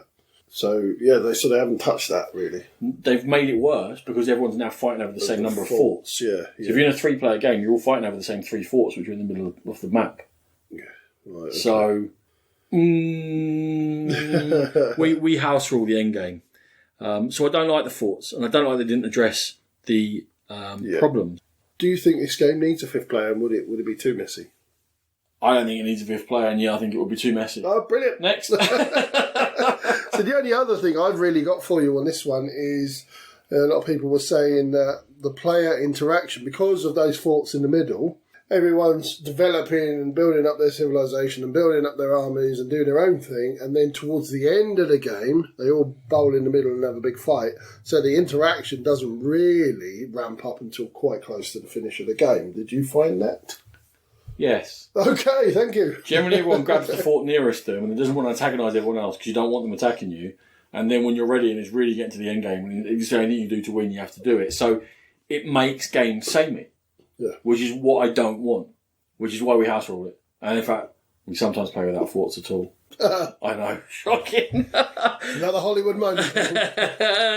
So to me, Terra Incognita is a flawed gem of an expansion for a flawed gem of a game. Because it's really worth playing, and I like the exploration. You have to accept that the exploration and combos might combo together, powers might combo together, and someone might get a great, they might get exactly what they need right on their doorstep. Like I had the Incas, and I could expand quickly through mountains and didn't draw any mountains for the whole game, so my special power was useless. Whereas someone else had a power that was good in deserts, whatever, and they drew deserts and were like, "Whoa, great!" They won. So I'm making this sound worse than it is. Sour grapes, what I hear. Yeah, I think it's a great system. I'm glad I got the expansion. I'm going to choose the bits out of the expansion that I like, and I'm going to ignore the bits that highlight the flaws for me. There is more fighting even without the forts. So you've made it modular. I have made it. It wasn't intended modular. To be, but you have made it modular. 80% of Terra Incognita is really cool. If you like the system, you're going to like it more with some of this stuff. If you didn't like it in the first place, you're not going to like it more with Terra Incognita. It's not. They've tried to win the doubters over, which I don't think what they should have done. I think they should have gone for the people who actually love the game. Yeah. So there you go. Civ, A New Dawn, Terra Incognita. Okay, so I'm going to talk about the latest instalment in the DC deck building game, which you all know that I am a big fan of. And this one is Dark Knight's Metal, designed by Matt Dunn, Matt Hyra, Ben Stoll and Nathaniel Yamaguchi, and coming from Cryptozoic, playing 2 to 5 players. So I haven't read the comic series, but you're playing in the dark multiverse, where everything's a bit creepy and weird. It's the multiverse, but a dark version of it. And you're fighting. You're fighting against the Batman Who Laughs. And essentially, the Batman Who Laughs is a combination of Batman and Joker, who have been melded together. Because The Man Who Laughs is an old silent movie which is supposed to have inspired the Joker. You ever seen it? Not seen it, but seen clips of it. No. So it's a dude that got injured and his face is pulled into that Joker smile. But he's actually, the story is he's a goodie. And he's always misunderstood and vilified for the fact that his smile is like that. Yeah. And a blind woman falls in love with him and all this. But he looks, like old 1920s black and white. Which fits in with the new creepy Joker film in that he can't help laughing to things, so people mistake him. Oh, right, yeah, he's also a bit. A raging loon. But no, the Man Who Laughs has got, but that look apparently inspired the Joker. And you can get clips on YouTube and you want look at it. It's super creepy and it's really funny to think that inspired this whole Joker thing. I think it might have even been a German film, but definitely he was a European actor. Anyway. Cool. All right, there you go. I didn't even know that. That's what Batman Lost idea is, yeah. So, in the box there's a new type of card. They're metal cards and they've got like a metal sheen on them. You have an exact setup, so it's not a random setup for the supervillains, which changes things slightly, so it gets progressively harder as the game goes on. Is the setup of supervillains the same for every game? Same for every game. You've got the same 7 superheroes for every game. And they're all amalgamations. Well, the first load are amalgamations of Batman, and then as they get harder, they turn into villains on their own. When you control a superhero like you do in the normal game, but you can control more than one in this game. And the way you do that, we'll talk about in a minute, is by rescuing them from the Batman Who Laughs. Okay. What will happen is when certain trigger points happen in the game, when you defeat a villain, for instance, a new hero will come out underneath the Batman Who Laughs character. Also, when you get a certain amount of weakness cards in your hand, you will lose your character. Oh. So, but you can have more than one, so you'll lose one of your characters, and if you lose your last character, you just blind draw a brand new character. So you're not stuck to the same hero and the same power throughout the game. Okay. And they do stack as well. So if you've got 3 heroes, that you can use all 3 of their powers, so you want more in there, and you can get to use more. Otherwise, it's very much the same game. So I think you answered the first one. It's more of a story to it. Do you feel like there is a narrative to this, right? Because the original DC was, I mean, the theme was it was themeless in terms of a narrative, really. Slightly, very slightly, as you just Don't said. over-egg it there. Very, very, very slightly. The original one had absolutely no story or story arc to it, really. This one, in the progression of the villains and the building up of the superheroes and them sometimes getting kidnapped by the Batman Who Laughs, yes, there was a little bit of story there. Okay. And the cards themselves that you're getting to build into your deck, are they integrated more strongly, or are they just as random as the first DC? Just as random, and there is some massively powerful cards in there. And word can be coming off them massively. Yeah. There's a 10, for instance. It's more than the villain. Right. The first couple of villains. What is the card? It gives you. Oh, what's it called? Oh, I can't remember what the card's called.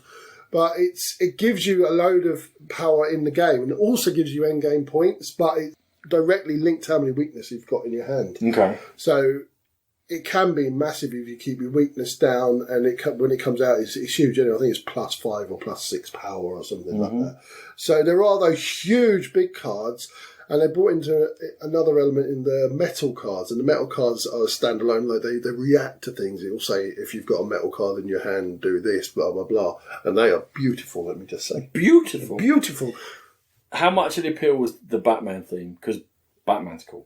Yeah, Batman is great, but it's still got that whole... Is he more of a draw than you like the whole DC lot? I know you like the whole DC. Me, yeah, I like Batman. I've always been a big fan of Batman. That's But funny. the game itself, it feels exactly like DC Deck Builder in that all the characters are in there. There's loads of heroes. It's not just Batman. In fact, Batman starts off kidnapped, so you can't be Batman from the start. You have to rescue him. I'm down. I really liked it. I found it was a really well balanced version. I felt because you got the progression.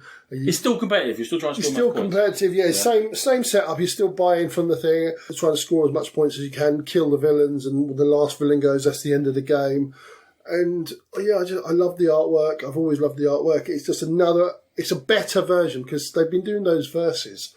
Yeah. Packs which don't really work in my opinion, and a lot of their other little small packs and additions to things haven't really worked in the system for me, and there are big hits and misses for me throughout the system. So I quite like Teen Titans, but the Super Villains one wasn't very good and things like that, but this one is right up there with the original. And this one is the DC deck building game Dark Knight's Metal. Beautiful. Lovely. Unicorn Fever. Yes. Horrible Guild, 45 minutes, 2 to 6 players from Lorenzo Silva and Lorenzo Tucci Sorrentino. As we'll all remember, Horse Fever was a 2009 release from the same designers, don't we, Sean? We do. No, we don't. Do you remember Horse Fever? Oh, I've seen it in trades. I know it. Well, I didn't. I've never played it. That was a betting game. This is also a betting game, but it adds thick unicorns. Thick unicorns. Yeah. We're not calling them fat unicorns, no. We don't say that in this house. We say thick. Thick. Okay, thank you. And magical powers. And Sean, are you more or less likely to play a horse betting game when it's got thick unicorns and magical powers? Yes, especially I'm sitting here More or less, yes. Oh, more. Sorry, my apologies. More. I'm sitting here looking at the box, and the unicorns look hilarious, and I want to play it. Yes, they also race across a rainbow. Why not? Now you're happy. Now we're in. Right. What do we do? You've got 3 actions to play. You can bet, you can play cards, you can buy contracts, or you can earn yourself a bit of money. Because obviously betting and playing cards and buying cards are going to cost you money. Once everyone's done 3 actions, there's going to be a race. The way this works is that the unicorns start off from favourite to least favourite. And for each round of the race, you flip a card, and the number of spaces they move is linked to what their odds are. But during the play of the game, you can manipulate their odds. And when you play cards face down on unicorns. And you can play positive or negative cards, and sometimes they can cancel each other out. No one knows what's been played. You just know the number that have been played, who's played them, and what you've bet on. So if Sean has bet a load of money on on blue to win, and then he's played 5 cards on blue, I'm guessing he's put some positive cards on there. So I can either go with it, I can push blues up to being the favourite so that he earns less money, or I can pull it down so that it's got less likely to move because the cards are weighted, and the further towards the top, the more likely the unicorn is to move further. But there's quite small differences in the movements, and every race is quite tight. And also, of course, if he's playing low, he's bet on blue and he's putting cards on blue, I might start just chucking negative cards on blue. And that's sort of part of the crap. But you don't have loads of actions. So each action is actually quite important. You can't just throw away and be a pain in the bum just to be a pain in the bum. So that's part of the odds manipulation bit of it. Also, once all the unicorns have moved according to this card that's been flipped, you roll 2 dice, and the unicorns that come up on the dice, and there's 6 colours of the unicorn, they move an extra space. So literally any unicorn can win if they get lucky on the dice. This will give you an idea of what sort of a game it is, in that it's all quite, there's powers, there's unicorns, there's rolling dice. It's quite funny. There's a pattern to it, though. It's not shapeless, and it is about odds of what's more likely to win, but it's how much you can sway those odds in your favour. Now, when you bet, you don't just win money, you also win glory, and there's other ways of winning glory. And glory are actually the victory points. However, the more glory you have, the more money you have to pay in tax each round. And if you run out of money, you've got to start taking loans. Right? So Martin Wallace idea. It's kind of. You can't win if you have the most number of loans. Right. So you can't have loans and win. So you're just ruled out. You're ruled out. Whoever's got the most loans cannot win, no matter how much glory they've got, no matter how much money, because money at the end turns like every 20 money into 1 glory. It's not a great exchange rate. It is about getting the glory. But if you've taken loans, you're out of it. You also get a tiny amount of money because each person owns a unicorn, so you get a little bonus if it comes first, second or third, but that's not a lot of money. But it is in there. There's a little ownership in there. Okay. Why did I get it? Ellie just turned 18. We're having a few drinks with her that day. We were looking for something fun to do. Unicorn fever. There you go. I'm shallow, but it looked like fun. It looked like the sort of thing that we'd all enjoy having. And lo and behold, we did. So it kind of feels more like your Camel Up or Camel Cup. It's Camel Up. It's Camel Up. No, it's Camel Up. No. Or I played, and I can't, this is the brilliant reviewing, I can't remember the exact name of it, but it was a sheep racing game that I played at the UK Games Expo, and that had a similar feel, but I didn't like that one, but this one seems a little bit more involved and a little bit more fun to it. So I want to give it a go, and that's all I can say because I haven't played it. Well, I wouldn't say this was actually for kids. There's enough structure and sort of powers and manipulation that as kids that are like games and understand games and are able to having mean things done to them in the right spirit, they're gonna have to understand betting. They're gonna have to understand the fact that it's not about money, and the fact that you're gonna have to, if it starts going wrong, you're gonna have to start taking loans, and then betting everything you have. It's the only way to get out of the loan. It's a death spiral. Like, once you start getting loans, there's no point, like, I'm losing money, so I'll just keep it kind of tight. No. This is a terrible example to set to anyone. The minute you start taking loans, you start having to bet in the whole house on something. And you can come back at the end by betting everything on something, and you're putting it all in and going, right, purple needs to win at 6-1 here, or I'm in huge trouble. So, as I'm laughing already talking about it. It leads to that laughter. It leads to the shouting. It leads to the cheering. But it's a dumb 45-minute, not dumb. Actually, there's a pattern to it game in which you're going to be stitching each other up and you have to play it in the right spirit. And then in which case, Unicorn Fever is a load of fun. Lovely. There we go. And we are going to finish with a game that I bought for my family at Christmas time. And it's Haber's version of Murder Mystery or Solve the Crime. And it's The Key. Raub in the Cliff Rock Villa, which is basically robbery in the Cliff Rock Villa. Designed by Thomas Singh, as I said already, it's coming from Haber, playing 1 to 4. There are 3 suspects in the game, and they've all stolen something from Cliff Rock Villa. And what we've got to work out is what time they did their robbery, what they stole, and what was their means of getaway. Okay. And we do this, and there's a load. You choose a key at the start, and it's that colour dictates sort of what the result is. Okay. Of the crime. How do you mean key? It's just a little wooden key that you put in the middle, and it's functional at the end in deciding working out if you were correct. How? I shall tell you when we get to that. Okay, good. So you put the key in the middle, and you put these all the cards.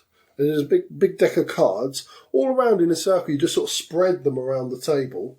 And the first thing you're looking for is cards that match the colour of the key, because they're the ones that are active in this investigation. Then there are different cards. Some of them will give you a hint as to what the person looked like, a tiny bit of the CCTV image of what the person looked like, and at what time the crime was done. Some of them will give you clues as to what they were carrying, because we've got in our crime booklet, we've got their bags, and we can see various items that were in the bag, and you can link the item to the getaway vehicle. Some of them will give you clues on the time. Some of them will tell you, oh, this item was stolen at this time. And you've got to build up this pattern of who stole what and how they got away and what time they stole it. But each card has a cost in time. So you want to do it in the fewest cards possible. Mm-hmm. And then the first person to finish will grab the key. So, right, I know who it is, and you mark it. So hold on, are you taking turns? No, it's all a free-for-all. You're all diving into the middle doing it.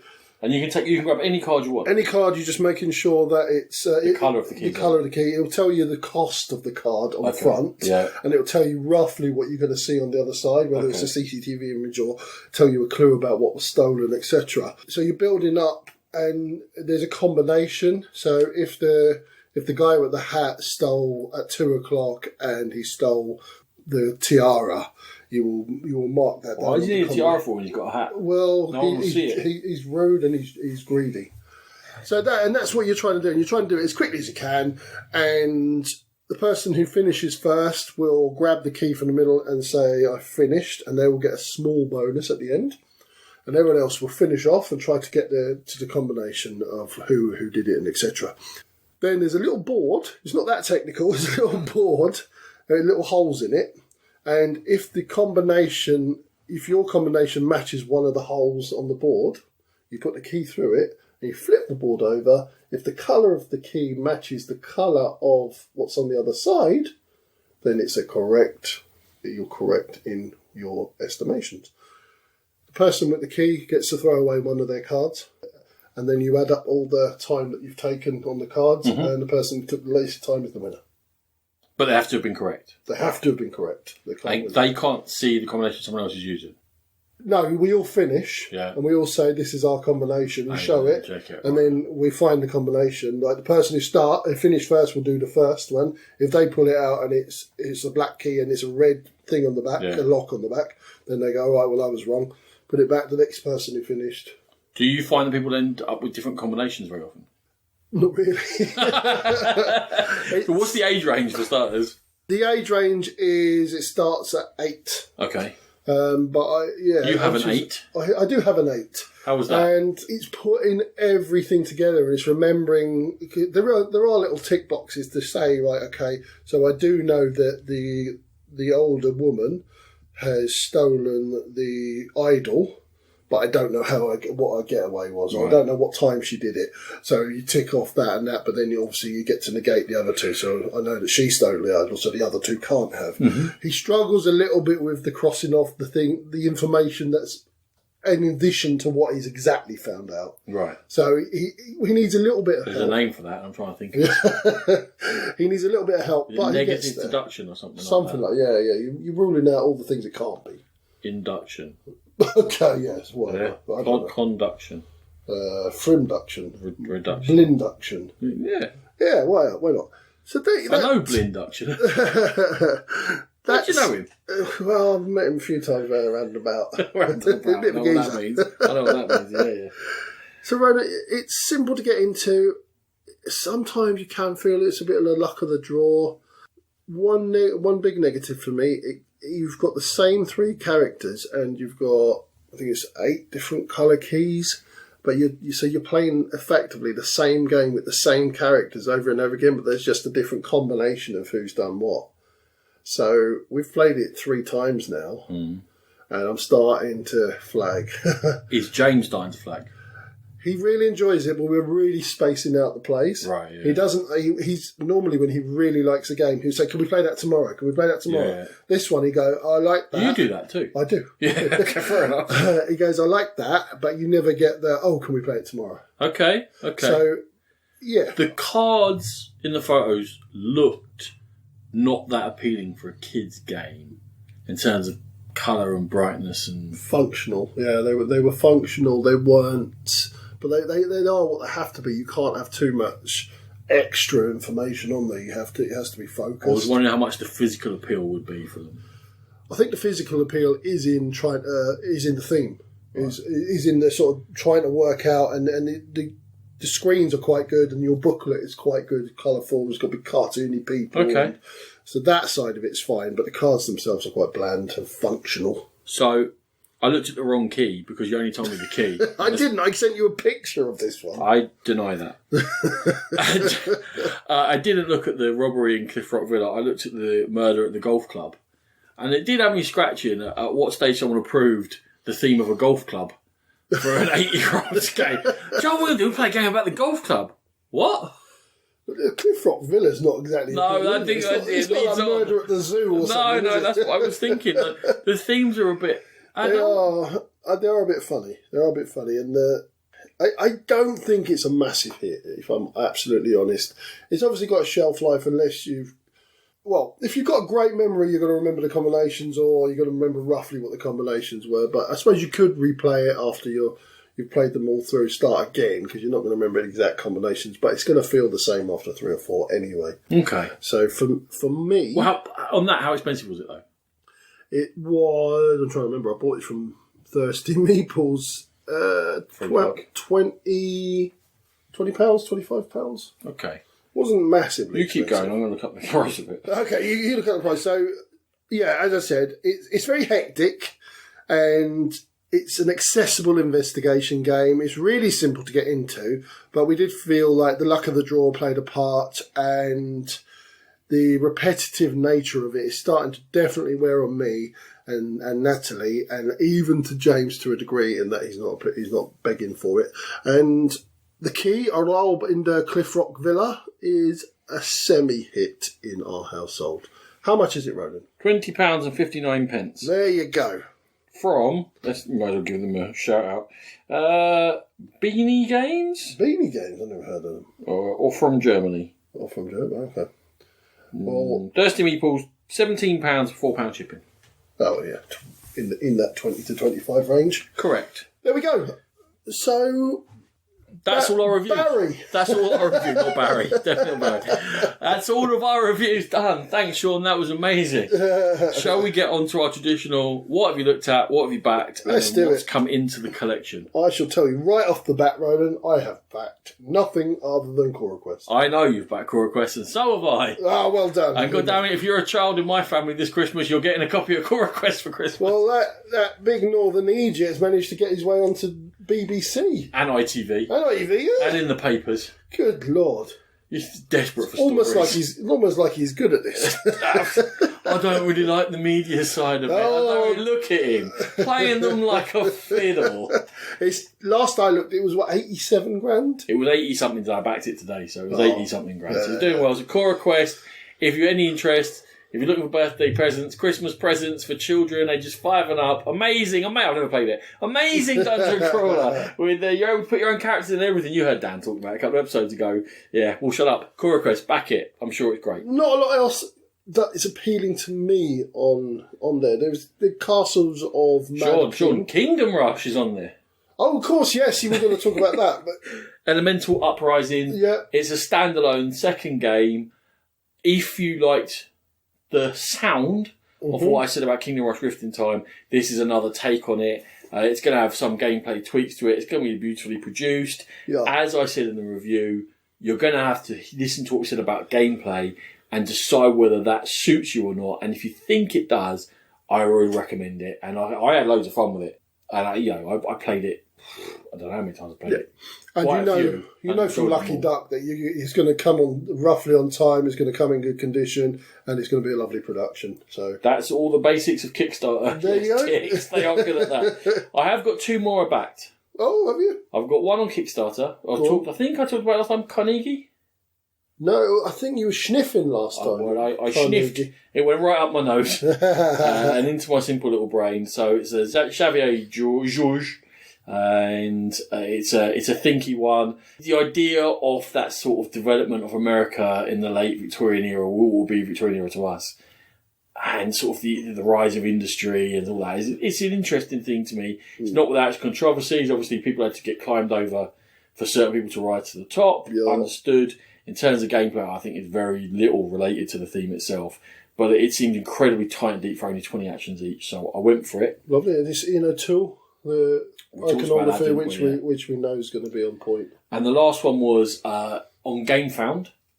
There is late pledges available, and it's for Cascadia, which is a tile layer in which you're laying out tiles to create areas of lands or whatever you. And then also you put in animals into the areas of lands, and there's 2 ways of scoring points. Yeah, okay. I will tell you exactly why I had to back this, and that's because it's from the Calico publishers. And while I read it and went, oh, that sounds nice, but it sounds like other tile layers, so did Calico. Yeah. Until I played it. So on that basis, and it's quite inexpensive, I think it's €29 maybe. So, you got to put shipping on top, which is more now than it used to be. Yeah. But on the back of Calico, but did you notice that I just talked about Core Quest, Cascadia, Carnegie, and Kingdom Rush? I got all the K's going, and the C's and the K's. The kicking cur and the curly cut. Yeah, indeed. Tell you've got kids. Okay, games coming into your collection, Sean. So, let's start with an old favourite. Okay. Quacks of Quedlinburg. Natalie... That's almost a K. Natalie was a big fan from the game that we played, maybe at Aircon. Somewhere. Or somewhere we played it, and she's always sort of thought, I really want to get that. She keeps talking about it, and it was cheap on one of the game publishers was selling it cheap. Not publishers, Shop. retailers. And so I grabbed it, and I grabbed the Herb Witches as well. And I didn't know much about it, but I thought, right. I reviewed it on this show. Did you? Yeah. Oh, I don't listen to you. I said, don't worry about it. Yeah, I mean, we loved it. We played it with James the other day, and he nearly beat me on his first game. I mentioned Ellie destroyed us at Dwellings of Eldervale. You did. She destroys you at everything. She mostly does. So the other 2 that I'm going to focus on, I got Fossilis. That the one where you have to dig in to take things out? Yeah, you're moving tiles, and there's dinosaur bones under the tiles, and each tile represents like a sand, rock, or clay. And it's a strategic game where you're pushing the tiles along. You can push people as well, and then you're digging into to get your different types of stuff. We've had a learning game of it, but it will probably feature in a review, so I won't talk too much. I've seen positive reviews. Never touched me. I just know that James loves dinosaurs, and he started to watch things where they're digging for bones, and I thought it would be something that would be interesting for him. I like a digging program. You do like a digging program. And the other one... There's one on tonight, about 9 o'clock, BBC 2, about the inner circle of Stonehenge. Oh, nice. You know, they made that new discovery about the oldest bit of Stonehenge. Yes. There's a programme for an hour on about it tonight. Nice. And it's Alice Roberts, and you know I love Alice Roberts. I do love the stories of Stonehenge, like the different tribes dragging those massive things through enemy territories and all, like getting killed and the all story sorts. of Woodhenge, and then they come up from there up through this landscape. Yeah. Amazing. Did you see that they did investigatory pits for that tunnel? The controversial tunnel they're going to build near it? Yeah. And they've just come straight across on a load of graves and stuff. It's like, whoa, don't do anything, Stop. It's archaeologist tunnels. They're not. They're not started building the tunnels. Talking about graves, did you see that they were digging? I can't remember what country it was. They were digging, and they found graves that had people who died from the Black Death, the Great Plague, and he was still alive, and they could caught it. Oh, really? Yeah. Oh, it was still They I didn't realise it could be. Yeah. Wow. How's your bubonic plague? Not great, mate. Not feeling great. Not great. Your pandemic is different to my pandemic. So the other one I brought in, talking about death, is Holding On, The Troubled Life of Billy Kerr. Now, this is one that Ronan knows that I was sniffing at when it first came out. And I really found it interesting. Sniff going on. There was a double sniff, and then we started hearing bad things about it. But if we're giving out shouts to retailers, Chaos Cards were having a bit of a sale, and it was £8. And was it £8 for a reason? maybe. I thought I will have a little snifter. Even if I get 1 or 2 games out of it, it's worth £8. So it's the time. I do want to sniff it. It's the time. Yeah, maybe. All these people have all this time on their hands at the moment, and we don't. No. So yeah, that's arrived in the house in the middle of my great game sale. Yes. Oh, that leads me on to something, actually, let me say. Go on. Oh, I thought you were going to finish off on them. Oh, no, but great game sale. So obviously I've got stacks of games all around the place that I'm selling, and all of a sudden 3 appear and shrink. I didn't think that had noticed. She noticed. You're like, what the hell is that? Well, the shelves were getting bare. They weren't. Yes, your game sale. So whenever we do a big game sale, one of us, we send photos of the whole lot to the other one and say, if you want any of these, claim them now. And I was able to claim games from Sean because he's so lovely. And at least one was in shrink. Honey Buzz. Yes. Because it's been getting good reviews. Yes, I've played it. And? Well, I thought we might review it. Okay, I won't say a word. Egizia, the newer one, the Shifting Sands. Yes. I like the original Egizia. I couldn't get anyone to play it with me. This now mixes it up, makes it more varied. Mm-hmm. And War of the Roses, which is now my turn to keep it for a while, because we played it years ago. Loved it, but you need 4 players who were into it. I've just finished one book about War of the Roses from the Yorkist point of view. Right. And I'm now reading one all about Henry VI, who was for a lot of the War of the Roses, was the Lancaster one, yeah. But by Lauren Johnson. It's called The Shadow King. Amazing. Both these books are amazing. Now I can't remember the name. I think The Brothers York was the first one, and this one is called Shadow King. Great books about the War of the Roses. Good, so I was like, wow, this is the time to grab the game before it goes. We just did the maths trade, the UK maths trade. Yes, you got an absolute heap. But you were shocked. I couldn't believe you were shocked. You put up some brilliant games. Wow, okay. I got 10 games in the maths trade. I'm a bit overwhelmed. The ones I'm most excited about are probably going to be Three Kingdoms Redux. We did the 3-player top 10 a long time ago, and this was the game that got mentioned to us most that we'd missed out. It's an amazing 3-player game about the warring kingdoms in China. So never fancied it, but yeah, we'll see. This has become much more controversial in the last couple of days. But legendary Buffy the Vampire Slayer. Oh yeah, because of Joss Whedon. Yeah, have you seen how many of the cast have come out? Yeah, they've all come out pretty much. Yeah, Michelle Trachtenberg, Sarah Michelle Gellar, Chris McCarthy. Chris McCarthy's been doing it for years, hasn't she? But they're all okay. So I don't know if I can still enjoy the thing now, but that's coming.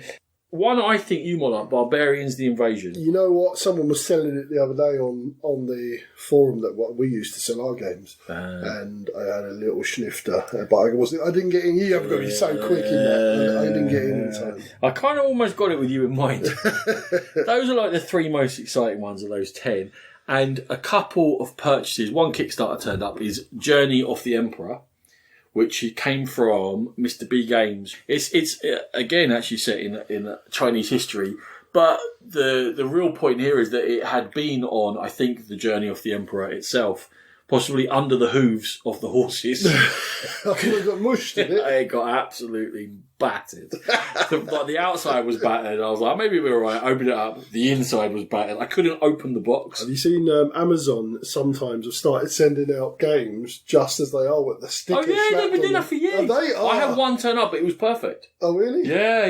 I'd be devastated. I gave them a beak about it though. I was like, this is no. But yeah, randomly they do that. But the contents are just cards and they're fine.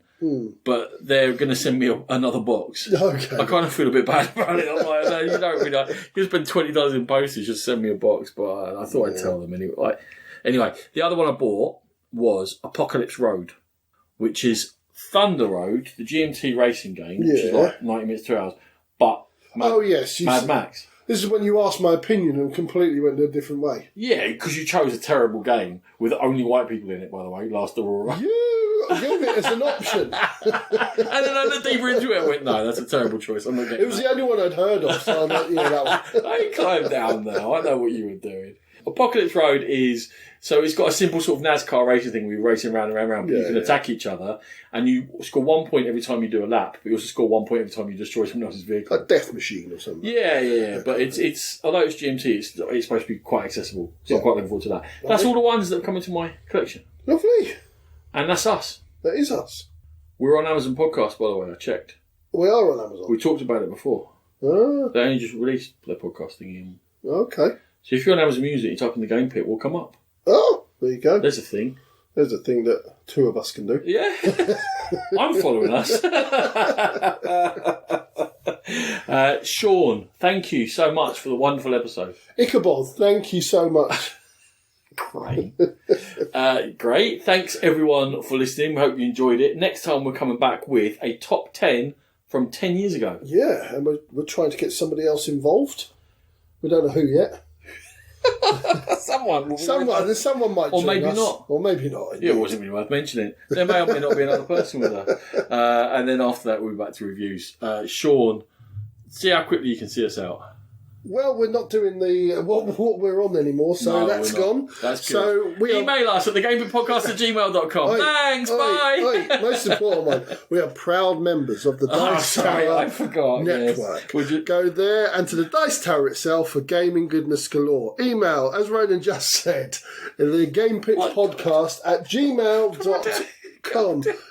Pop along to our guild on Board Game Geek if you want to also contact us.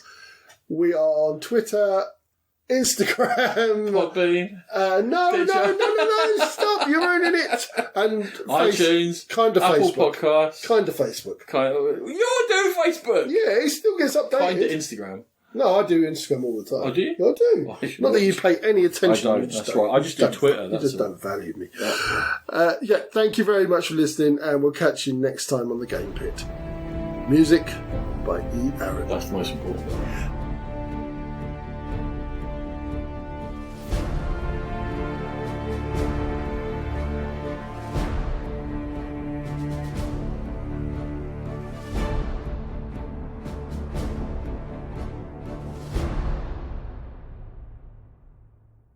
Bye, bye, bye, bye, bye, bye, bye, bye, bye.